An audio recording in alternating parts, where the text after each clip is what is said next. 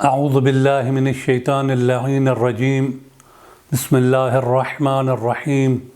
السلام علیکم ورحمۃ اللہ وبرکاتہ۔ شیخ صدوق علیہ الرحمہ علل الشرائع کے اندر امام جعفر صادق علیہ السلام سے ایک روایت نقل کرتے ہیں کہ جب حضرت یوسف علیہ السلام کو مصر کا ایک بہت بڑا عہدہ ملا تو اس وقت جناب زلیخا ان کے پاس تشریف لے گئیں، تو بہت سے لوگوں نے انہیں روکا کہ آپ جناب یوسف علیہ السلام کے پاس نہ جائیں، کیونکہ آپ نے جو ان کے ساتھ کیا ہے تو ہمیں خوف ہے کہ کہیں وہ آپ کے ساتھ بھی اسی طرح کا سلوک نہ کریں۔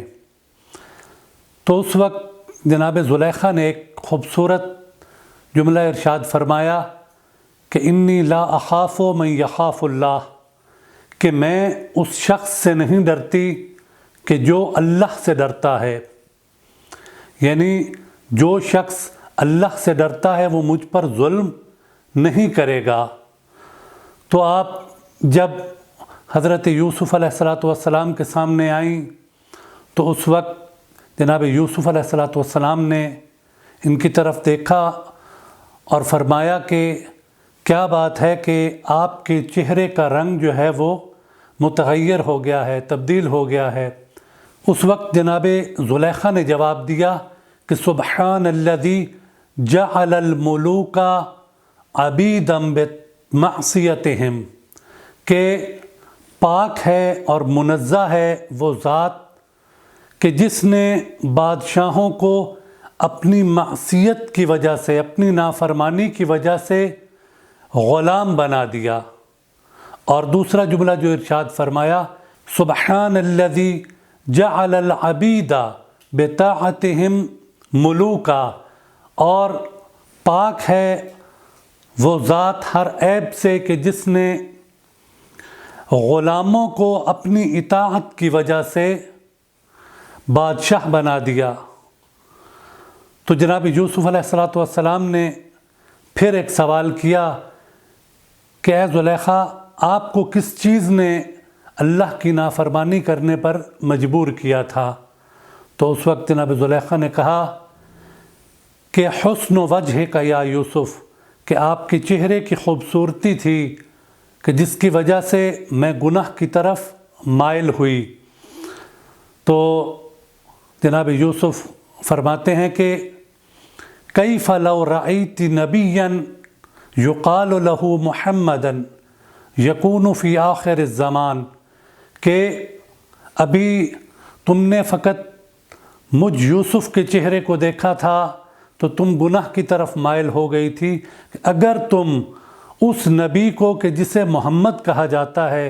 اس کے حسن کو دیکھتی تو تمہارا کیا حال ہوتا۔ وَهُوَ أَحْسَنُ مِنِّي وَجْهًا، کہ جو چہرے کی خوبصورتی میں مجھ سے بڑھ کے ہے، وَأَحْسَنُ مِنِّي خُلْقًا، اور ان کا اخلاق بھی مجھ یوسف کے اخلاق سے بہت عالی ہے۔ تو جب جناب زلیخا نے یہ بات سنی تو بے ساختہ ان کی زبان سے نکلا صدقتا، کہ اے یوسف آپ نے سچ کہا ہے۔ تو جناب یوسف علیہ السلام نے پوچھا کہ آپ کو کیسے پتہ کہ میں جو کہہ رہا ہوں وہ میں نے سچ کہا ہے؟ تو اس وقت جناب زلیخا نے کہا لِأَنَّكَ حِينَ ذَكَرْتَهُ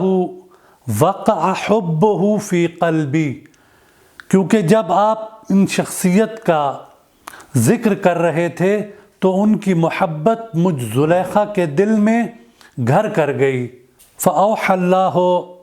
إِلَى یوسف، تو پروردگار عالم نے حضرت یوسف کی طرف وحی کی کہ اے یوسف، زلیخا سچ کہہ رہی ہے کہ اس کے دل کے اندر میرے نبی محمد مصطفیٰ صلی اللہ علیہ وآلہ وسلم کی محبت گھر کر چکی ہے، اور اس محبت کی وجہ سے میں اللہ بھی اسے محبت کرنے لگا ہوں، اسے پسند کرتا ہوں۔ تو یہاں پر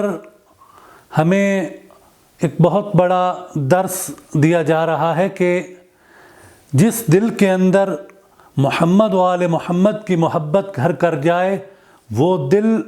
پروردگار عالم کا بھی محبوب دل قرار پاتا ہے اور پروردگار عالم بھی اس دل سے محبت کرتا ہے۔ اس کے بعد پروردگار عالم نے